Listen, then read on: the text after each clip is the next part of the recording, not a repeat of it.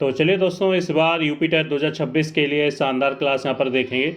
और इस बार आपने सही प्लेटफॉर्म चुना है, सही जगह आए हैं।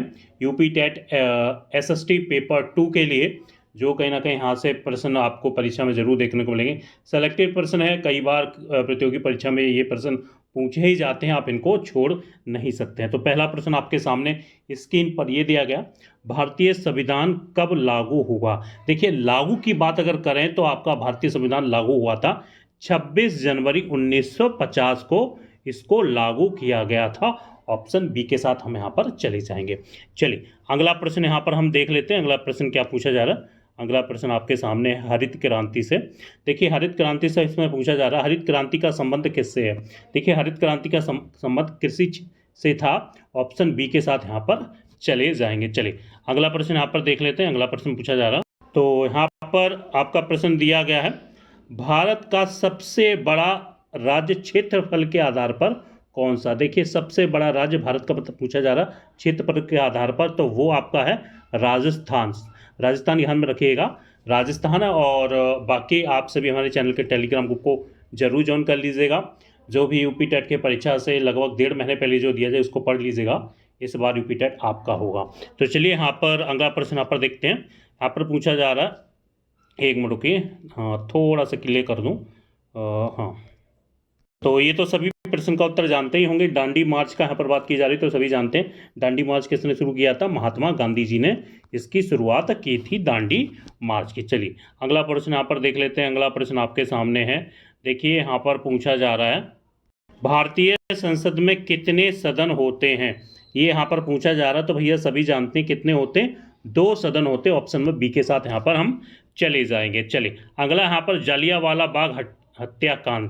देखिए, यहाँ पर पूछा जा रहा है, जो जालियांवाला हत्याकांड हुआ था, जो हजारों लाखों लोग मारे गए थे, जो जनरल डायर ने यहाँ पर एक जो आदेश ऐसा जारी कर दिया था, तो वो था कब हुआ था, 1919 में, ठीक ना, 1919 में हुआ था।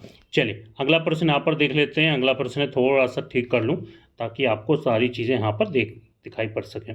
तो देखिए, यहाँ पर पूछा जा रहा है कि लोकसभा सदस्यों का कार्यकाल कितने वर्ष का होता है। सभी जानते हैं 5 वर्ष का होता। ऑप्शन बी के साथ यहाँ पर चले जाएंगे।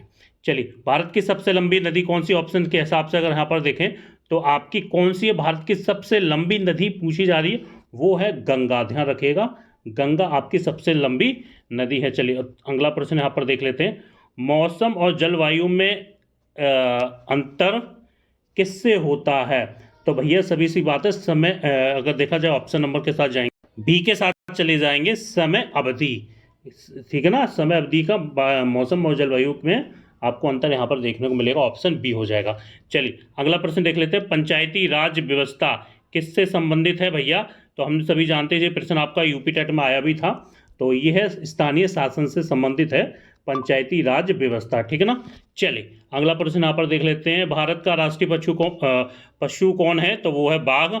आपको ध्यान में रखना, ऑप्शन नंबर बी यहाँ पर हो जाएगा। चले जाएंगे। चलिए अगला यहाँ पर देख लेते हैं, भारत छोड़ो आंदोलन कब शुरू हुआ था। अगर हम भारत छोड़ो आंदोलन की बात करें तो आपको ध्यान में रखना, जैसा कि उत्तर यहाँ पर दिया गया 1942 में, 1942 में ही भारत छोड़ो आंदोलन की शुरुआत यहाँ पर की गई थी। चलिए अगला यहाँ पर है, वायुमंडल की सबसे निचली परत कौन सी है। तो सबसे निचली या नीचे परत की अगर बात करें तो वो है सौरमंडल।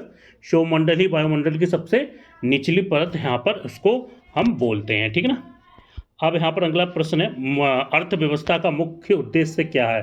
तो देखिए, अर्थव्यवस्था का अगर मुख्य उद्देश्य की अगर बात करें तो ऑप्शन आंसर के हिसाब से यहाँ पर देखें, जरूरतों की पूर्ति ही अर्थव्यवस्था का यहाँ पर मुख्य उद्देश्य होता है। ध्यान रखिएगा, सी ऑप्शन के साथ यहाँ पर चले जाएंगे। चलिए अगला यहाँ पर प्रश्न पूछा जा रहा है कि अशोक किस वंश का शासक था। देखिए, अशोक की अगर बात करें तो ये मौर्य वंश का शासक था। ये आपको ध्यान में रखना, ऑप्शन नंबर बी के साथ चले जाएंगे, मौर्य वंश का शासक था। चलिए अगला प्रश्न यहाँ पर देख लेते हैं। अगला प्रश्न यहाँ पर दिया गया है, यहाँ पर पूछा जा रहा है, भारत में रिजर्व बैंक की स्थापना कब हुई थी। जैसा कि उत्तर यहाँ पर दिया गया, भारत में जो आपकी जो रिजर्व बैंक है ना, उसकी स्थापना 1935 में यहाँ पर हुई थी। ऑप्शन ए के साथ यहाँ पर चले जाएंगे। चलिए अगला यहाँ पर देख लेते हैं। अगला आपके सामने दिया गया, यहाँ पर अगला प्रश्न है, मानव अधिकार किससे संबंधित है। तो सभी मनुष्य से संबंधित है मानव अधिकार, ऑप्शन सी के साथ यहाँ पर चले जाएंगे। चलिए अगला यहाँ पर देख लेते हैं। अगला प्रश्न पूछा जा रहा है। अगला प्रश्न है आपके सामने, भूकंप किस प्रकार की आपदा है? तो सभी जानते हैं भैया, आर्थिक होगा नहीं, सामाजिक होगा नहीं, ये प्राकृतिक है, ठीक है ना, प्राकृतिक आपदा है भूकंप, जब भी आपको देखने को यहाँ पर मिलता है। चलिए अगला प्रश्न यहाँ पर देख लेते हैं। नदी का मुहाना क्या कहलाता है? देखिए यहाँ पर पूछा जा रहा है नदी का मुहाना। तो नदी का मुहाना कहलाता है आपका, क्या कहलाता है? डेल्टा कहलाता है। ध्यान रखिएगा, ये प्रश्न कई बार पूछा जाता है कई प्रतियोगी परीक्षा में। नदी का मुहाना डेल्टा कहलाता है, ठीक है ना, ऑप्शन सी के साथ चले जाएंगे। चलिए अगला प्रश्न यहाँ पर देख लेते हैं। भारत का राष्ट्रीय ध्वज किसने डिजाइन किया था? भारत का राष्ट्रीय जो डिजाइन जो किया था वो क्या था? पिंगली वेंकैया ने, ठीक ना, पिंगली वेंकैया ने भारत का राष्ट्रीय ध्वज का जो डिजाइन किया था। ऑप्शन नंबर बी के साथ चले जाएंगे। तो जैसा कि यहाँ पर टॉप 20 सेलेक्टेड प्रश्न लिए गए थे जो आप